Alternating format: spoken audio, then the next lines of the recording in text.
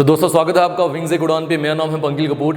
दोस्तों last session में हमने लाइट चैप्टर जो है वो पढ़ा था। लाइट की वो सेकंड वीडियो थी। आज मैं लाइट की थर्ड वीडियो लेके आया हूँ। इस वीडियो में हमने ये देखना है, हमने ये समझना है कि जो स्फेरिकल लेंसेज हैं वो क्या होते हैं, जिसकी दो types concave and convex lenses हैं।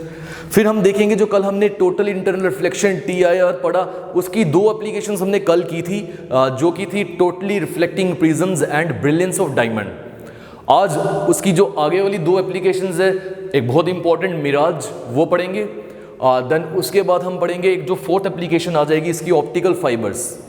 फिर हम जो स्फेरिकल लेंसेज पढ़ने वाले हैं उनकी पावर, लेंस की पावर कितनी होती है उसके बारे में भी बात करेंगे। जैसे पता होगा आपको, आप में से किसी भी स्टूडेंट की अगर कभी आईसाइट वीक हुई हो, वो डॉक्टर के पास जाता है या फिर वो ऑप्टिशियन के पास जाता है, तो वो से बताता है कि आपको 0.5 का चश्मा लगना है, बोलता है स्पेक्स लगनी है 0.5 की। 0.5 मीनिंग क्या हुआ उसका, वो पावर के बारे में बात कर रहे हैं। तो ये सब चीज़ हमने पढ़नी है। जो एक वीडियो और आएगी लाइट की, मोस्ट प्रोबेबली कल, वहाँ पे हमारा लाइट चैप्टर कंप्लीट हो जाएगा। उसमें हमने डिफेक्ट्स ऑफ विजन पढ़ने हैं। कहीं ना कहीं आप में से बहुत सारे स्टूडेंट्स ने किसी न किसी को ज़रूर देखा होगा स्पेक्स पहनते हुए। मोस्ट ऑफ स्टूडेंट्स ने देखा ही होगा, किसी न किसी ने स्पेक्स पहनी है। शायद आप में से भी किसी को स्पेक्स जो है वो लगी हो, क्योंकि डिफेक्ट्स होते हैं विजन में। एक तो उम्र के साथ डिफेक्ट्स आते हैं और एक वैसे ही आईसाइट वीक होती है, अब जिसमें मायोपिया, हाइपरमेट्रोपिया, प्रेसबायोपिया, एस्टिग्मेटिज्म ये आते हैं। कल हमने इसके बारे में पढ़ना है और हमारा लाइट चैप्टर कंप्लीट हो जाएगा। Clear guys. इसके अलावा डिस्क्रिप्शन बॉक्स में हमारे डिफरेंट सोशल मीडिया प्लेटफॉर्म्स के लिंक्स दिए गए हैं, आप हमें फॉलो या ज्वाइन कर सकते हैं। जो नया चैनल भी क्रिएट किया गया है और विंग्स ब्लूपर्स एंड व्लॉग्स, आप उसे भी ज्वाइन कर सकते हैं, सब्सक्राइब कर सकते हैं। मैं आपको स्क्रीनशॉट लेने का समय दे रहा हूँ, लीजिए फिर हम शुरू करते हैं।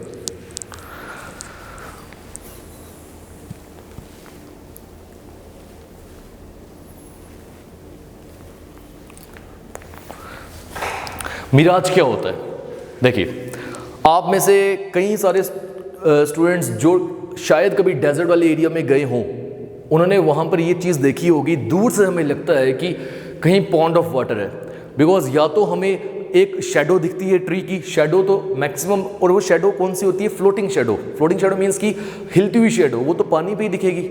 तो या तो ऐसे ही हमें एक, हम बोल सकते हैं सरल भाषा में बोलूँ तो चमकारा या लिशकारा बोल सकते हैं, पानी का दिखता है, बट पास जाते नहीं होता।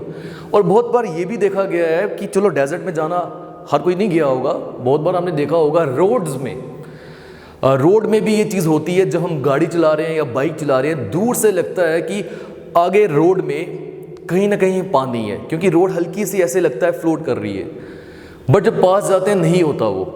बट ये भी आपने नोटिस किया होगा, जब तपती धूप हो, गर्मी के समय पे ही ये चीज़ नोटिस की जाती है, सर्दियों में ये चीज़ नहीं होती, सिर्फ गर्मियों के समय पे ये दिखती है। तो ये सब चीज़ें जो है ये मिराज है, ऑप्टिकल इल्यूजन है, भ्रम है। और आप में से एक स्टूडेंट ने कल कमेंट भी किया था कि सर ये रोड में भी होता है क्या? बिल्कुल होता है, मैंने बताया। तो उसके बारे में आज डिटेल में समझेंगे ये कैसे होता है।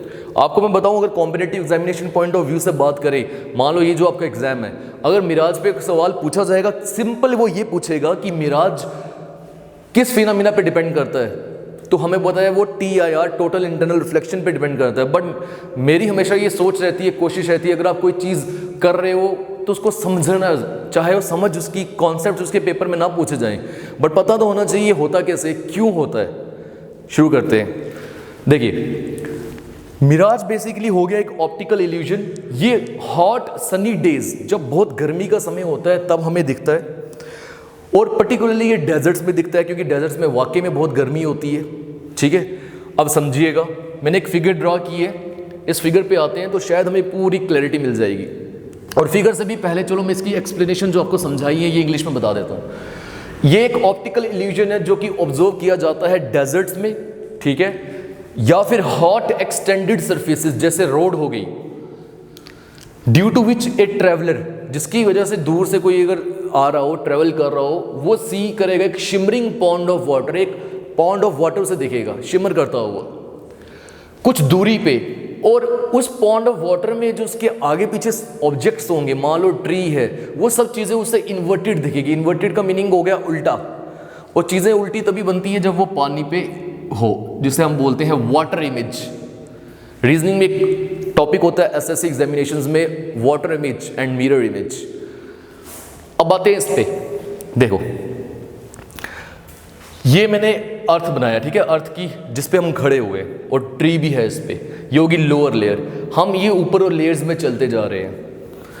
ये गैप्स मत समझना मेरे से अचानक ये गैप कम हो गए, मैंने जान के गैप्स जो है वो कम बनाए कुछ समझाने के लिए।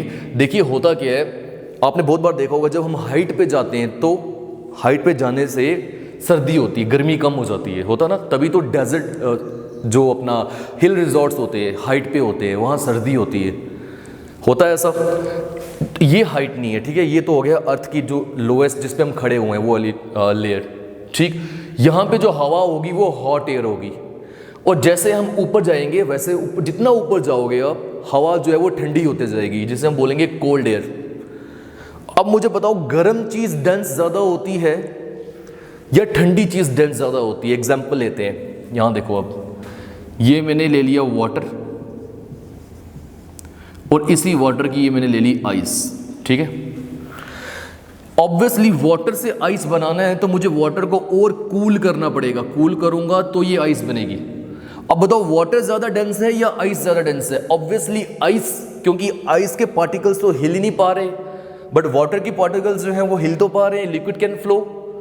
तो इट सिंपली मीन्स कि जो चीज़ ज़्यादा ठंडी होती है वो ज़्यादा डेंस होती है, तो यहाँ कोल्ड एयर ज़्यादा ठंडी है तो ज़्यादा डेंस है, और नीचे वाली लेयर जो है वो रेयर है। अब मैं ये डेंसर और रेयर क्यों बोल रहा हूँ? क्योंकि कल आपको मैंने बताया था दो नेसेसरी कंडीशंस होती है TIR के लिए। The first one is light should go from denser to the rarer medium, and the second one is, याद है, दूसरी मैंने बताई थी जो एंगल ऑफ इंसिडेंस है वो बड़ा होना चाहिए क्रिटिकल एंगल से। तो देखिए ये ट्री है, ये हमारी आंख है, हम देख रहे हैं, ट्री को देखने की कोशिश कर रहे हैं। यहाँ कहीं सन होगा, सन से रोशनी ट्री से आई और स्ट्रेट जानी चाहिए थी, हल्की सी टेढ़ी हुई। क्यों टेढ़ी हुई? क्योंकि देखो ये लेयर जो है ये होगी डेंस लेयर, ये हो गई रेयर लेयर। मैंने बताया ना ऊपर डेंस, उससे नीचे वाली रेयर, फिर वो वाली डेंस होगी, ये वाली डेंस है, ये रेयर, आपस में कंपैरिजन में। अब इन दोनों का कंपैरिजन किया जाए तो ये डेंस ये रेयर, इन दोनों का कंपैरिजन किया जाए ये डेंस ये रेयर, क्योंकि ऊपर जाते समय डेंसिटी बढ़ रही है, तो इट सिंपली मींस नीचे वाले की लीस्ट इससे ऊपर वाले की इससे ज्यादा होगी, इस वाले की इससे ज्यादा होगी। समझ रहे हो ये पॉइंट? तो लाइट आ रही है डेंस से रेयर, रिफ्लेक्ट हुई, रिफ्रैक्ट हुई, ऐसे 4-5 बार रिफ्रैक्ट हुई, अभी नीचे ही जा रही थी लाइट। बट मैंने आपको बताया था एक समय पे angle of incidence critical angle से बड़ा हो जाएगा। तो देखिए यहां अगर मैं कहीं नॉर्मल बनाऊं तो कहीं एंगल ऑफ इंसिडेंस जो है ना वो हो गया क्रिटिकल एंगल से बड़ा, बजाय इसके कि यहां कोई मिरर है, बजाय इसके कि यहां कोई शीशा है। तो मैंने क्या बताया था, लाइट फिर वापस अपने ही मीडियम में वापस आ जाएगी, याद है, जिसे हम टोटल इंटरनल रिफ्लेक्शन बोलते हैं। तो देखिए बजाय लाइट नीचे जाने के यहां से आ गई लाइट वापस अपने मीडियम में, अपना मीन्स ये ऊपर वाला मीडियम। और ये लाइट किसकी थी? ये थी ट्री की लाइट, ट्री की रोशनी वाली लाइट, मीन्स की ट्री की इमेज वाली लाइट। और अब ये नीचे से आ रही है, नीचे मीन्स कि ये कहीं यहां से आ रही है, बजाय इसके था यहां पे ट्री, बट हमें ये रोशनी जो है ये लाइट जो है नीचे से शो हो रही है, तो इसलिए हमें लगता है कि ट्री जो है वो उल्टा है, वो नीचे है, रियलिटी में वो ऊपर भी होता है। इट मीन्स होता क्या है कि दिख रहा है हमें सामने tree, but at the same time tree की मुझे इमेज भी दिखेगी, तो ये दोनों चीजें आकर दिखती है और हमें लगता है कि यार ट्री की इमेज बन रही है इन्वर्टेड, वो पानी में बनती है इसलिए मिराज हो रहा है, दूर से ऐसा लगता है। बट जब आप पास आ जाओगे इस जगह पे तो आपको सामने ट्री दिखेगा, TIR हो नहीं सकेगा, तो हमें इन्वर्टेड इमेज दिखती नहीं है। समझ रहे हो? तो ये था हमारा ऑप्टिकल इल्यूजन जिसे हम मिराज बोलते हैं। आई होप आपको ये समझ आया होगा। मैं दोबारा से बता दूं आपको, बस इतना याद रखना है, मिराज जो है ये एक भ्रम है, और ये भ्रम हमें दिखता है हॉट सनी डेज में, डेजर्ट्स में, हॉट एक्सटेंडेड सरफेसेस जैसे रोड हो गई वहाँ पे। TIR टोटल इंटरनल रिफ्लेक्शन होता है, इसलिए जब पास जाएं तो नहीं दिखता, क्योंकि TIR की दो जो नेसेसरी कंडीशंस हैं, डेंसर से रेयर वाली तो सेटिस्फाई करेगी, क्योंकि पास भी आ जाओगे तब भी लाइट डेंसर से रेयर ही जा रही है। बट दूसरी कंडीशन, दूसरी कौन सी मैंने बोली आपको, angle of incidence should be greater than critical angle, वो सेटिस्फाई नहीं करेगी, इसलिए तब TIR नहीं होता है। तो आई होप आपको ये समझ आ चुका होगा। और TIR ऑप्टिकल फाइबर्स में भी होता है। ऑप्टिकल फाइबर्स आपने देखे होंगे 1-2 साल पहले, रोड्स, सड़कों को तोड़ा जा रहा था और साइड में बड़ी बड़ी जो मोटी मोटी आप बोल सकते हो पाइप्स टाइप वो बिछाई जा रही थी, जैसे बोला जा रहा था ये ऑप्टिकल फाइबर्स हैं, वही होते हैं ऑप्टिकल फाइबर्स। ऑप्टिकल फाइबर्स का मेन यूज़ क्या है? इंफॉर्मेशन को एक जगह से दूसरी जगह तक पहुंचाने के काम आता है without any loss of information. मान लो हमारे पास हमने कोई मिलिट्री इंफॉर्मेशन, कोई आर्मी की इंफॉर्मेशन पहुंचानी है एक जगह से दूसरी जगह तक, बेस कैंप से दूसरे बेस कैंप तक, और हम नहीं चाहते कि रास्ते में कोई मिलिटेंट्स इसे इंटरसेप्ट करे, तो हम ऑप्टिकल फाइबर्स का इस्तेमाल करते हैं। एक बार लाइट एंटर कर गई इसमें तो वो टोटल इंटरनल रिफ्लेक्शन होगा, मल्टीपल टाइम्स TIR होगा और वो बाहर आ जाएगी। लॉस नहीं होगा लाइट का, सिग्नल्स का लॉस नहीं होगा, हमें नुकसान नहीं होगा, हमारी इंपॉर्टेंट इंफॉर्मेशन सिक्रेसी जो होगी हमारी वो खतरे में नहीं होगी। समझ रहे हो आप ये पॉइंट? अब यहां पर भी TIR क्यों होता है मैं समझा देता हूं। देखिए, लाइट एक बार तो एंटर कर गई, ठीक है, बाहर वाली लेयर को बोलते हैं क्लैडिंग, ये प्रोटेक्टिव लेयर होती है। आप में से कई सारे स्टूडेंट्स ने जिन्होंने फिजिक्स रखा था उनको ये पता होगा, जिन्होंने नहीं रखा उनको मैं समझा रहा हूं ना यार। अपर ये बाहर वाली सरफेस को बोला जाता है क्लैडिंग और अंदर वाली सरफेस को बोला जाता है कोर। अंदर वाले का जो रिफ्रैक्टिव इंडेक्स है 1.52, बाहर वाले का कितना है 1.48, ठीक है। मैं फिर बोल रहा हूं इतने डीप में पढ़ने की जरूरत एग्जाम में नहीं पूछा जाएगा, बट मैं क्यों समझा रहा हूं, पता होना चाहिए कि क्यों है ये। तो जिसका रिफ्रैक्टिव इंडेक्स ज्यादा, मैंने क्या बताया था, वो डेंस ज्यादा होगा। अंदर वाली लेयर डेंस ज्यादा है, बाहर वाली कम है, तो लाइट कहां से जा रही है? डेंसर से रेयर जाने की कोशिश कर रही है। TIR हुआ, लाइट अपने ही मीडियम में आ गई, और ऐसे ऐसे TIR होता रहा, एक टाइम पे आके लाइट आ गई बाहर। हमारी इंफॉर्मेशन पूरी की पूरी जहां पहुंचानी थी वहां पहुंच गई, ना ही रास्ते में कहीं इंटरसेप्शन हुआ, ना ही मिलिटेंट्स या टेररिस्ट जो है उन्होंने ये हमारी इंपॉर्टेंट इंफॉर्मेशन, सीक्रेट इंफॉर्मेशन को गैदर किया और हमारा काम भी हो गया। तो ये था ऑप्टिकल फाइबर्स। आई होप अभी आपको क्लियर हो गया होगा। नेक्स्ट पे आते हैं। Next is dispersion of light. 9th 10th में ये टॉपिक हमेशा फिजिक्स में पढ़ा जाता है, साइंस में पढ़ा जाता है, डिस्पर्जन ऑफ लाइट। जब भी एक वाइट लाइट कौन सी होगी? सूरज की रोशनी, सनलाइट को एक प्रिज्म से अगर मैं गुजारूं तो वो सनलाइट अपने कॉन्स्टिट्यूएंट कलर्स में टूट जाती है। कॉन्स्टिट्यूएंट कलर्स का मतलब हो गया जिससे वो बनी है, और टूटती है जिससे वो बनी है, 7 रंगों से बनी होती है, उन्हीं 7 रंगों में टूट जाती है। इसी को बोला जाता है डिस्पर्जन ऑफ लाइट। क्लियर है? अब इसमें जब डिस्पर्जन होती है तो ये कारण आपके रेनबो का भी है, क्योंकि जब देखो रेनबो हमेशा नहीं दिखता, बारिश के बाद ही दिखता है, हुआ है हमेशा ऐसा। तो जब रेन ड्रॉप्स आते हैं नीचे और एकदम सूरज भी निकलना चाहिए, सूरज निकलता है, तो rain drops will act as prism, sunlight will act as white light. When sunlight will go through this raindrop will act as prism. Hence this sunlight will get splitted into 7 constituent colors, जो कि सामने हमें दिखते हैं 7 रंग, rainbow.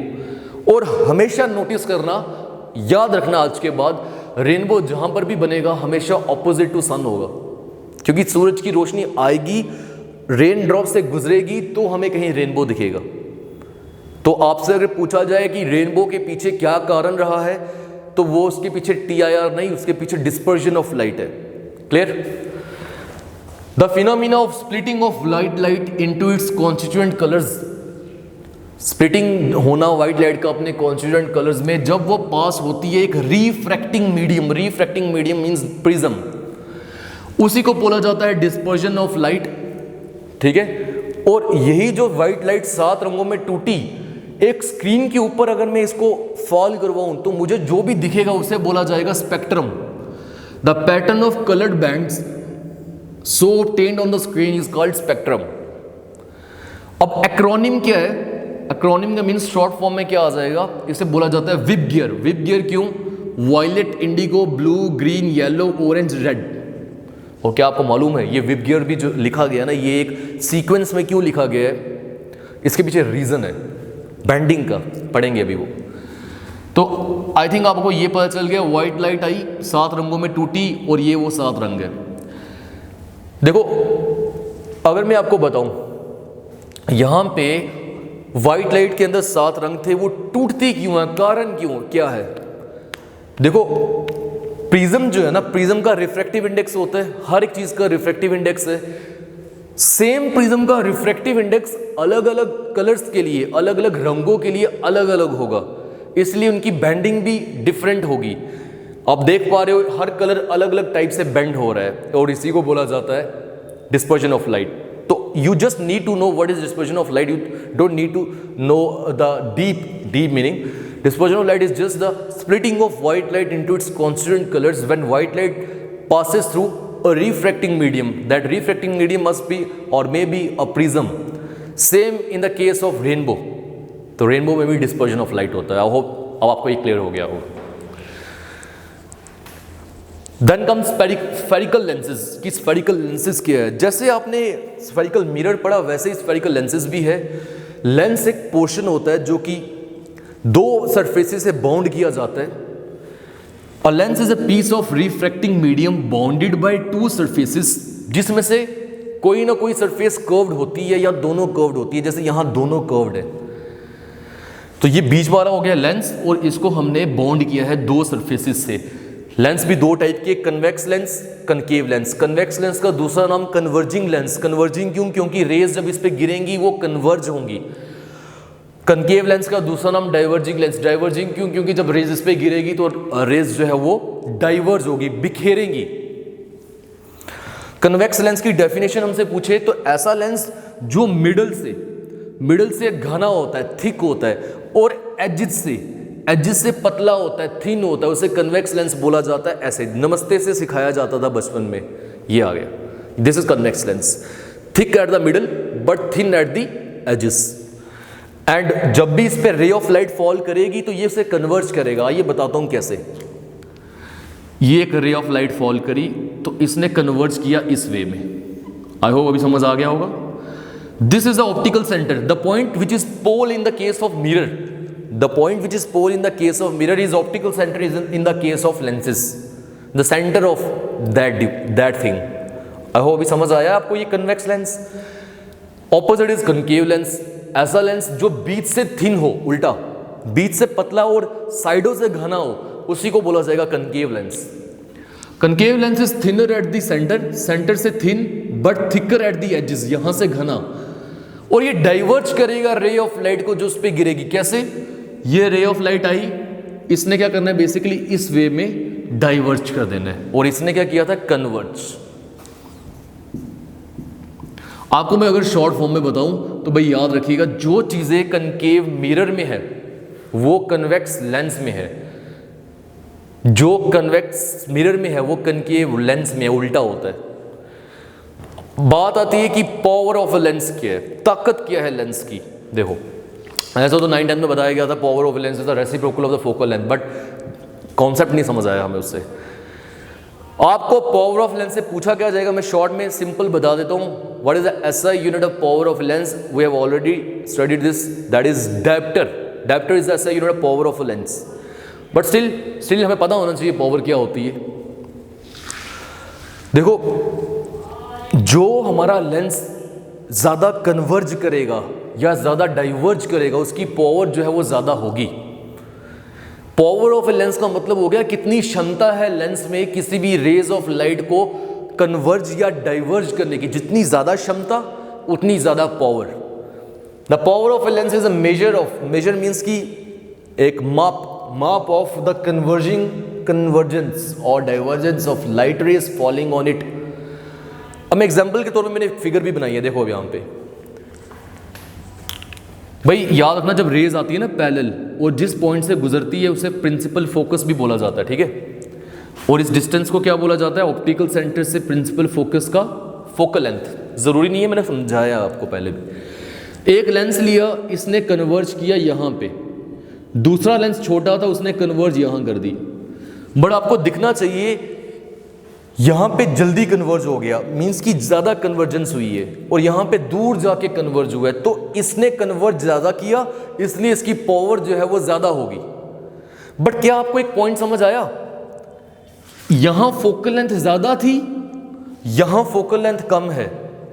जिसकी focal length ज्यादा उसकी पावर कम, जिसकी फोकल लेंथ कम उसकी पावर ज्यादा। Inverse relation, that is why power is defined as reciprocal of focal length. Thus power of a lens may also be defined as reciprocal of focal length। क्यों reciprocal? रट्टा नहीं मारना, क्यों reciprocal? Because जिसकी focal length ज्यादा उसकी power दिख पा रहा है ना आपको कम है। तो एक चीज अगर ज्यादा हो और दूसरी कम हो उसे हम बोलते हैं रेसिप्रोकल इनवर्स।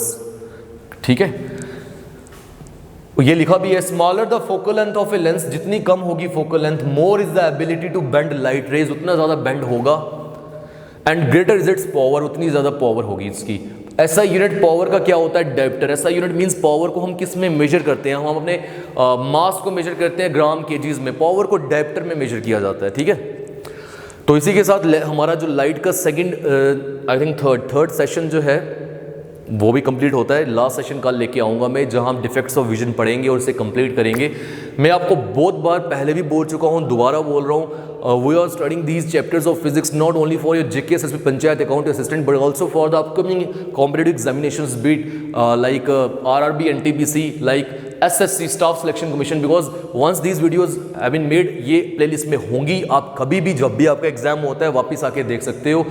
फिजिक्स पूरा जिसके साथ मैंने डील किया है आने वाले 2-3 दिनों में वो कंप्लीट होने वाला है। केमिस्ट्री आपका चल रहा है and in the coming days we also introduce a biology lecture with you. ठीक है, वो भी इंट्रोड्यूस करेंगे हम।